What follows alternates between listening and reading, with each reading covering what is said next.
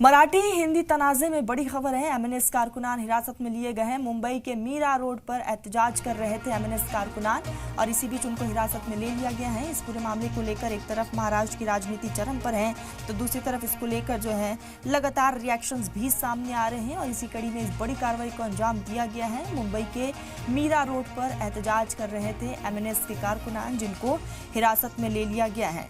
तो आपको बताते चले कि इसी पूरे मामले को लेकर लगातार अब आगे भी तफ्तीश की जा रही है।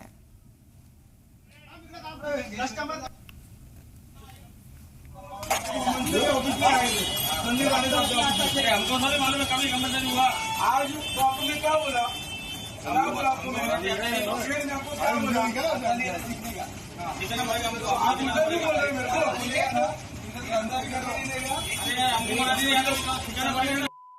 ऐसा बोलो सीखेगा करके ऐसा बोले क्यों मराठी बोलेगा मतलब ये क्या होता है? क्यों मराठी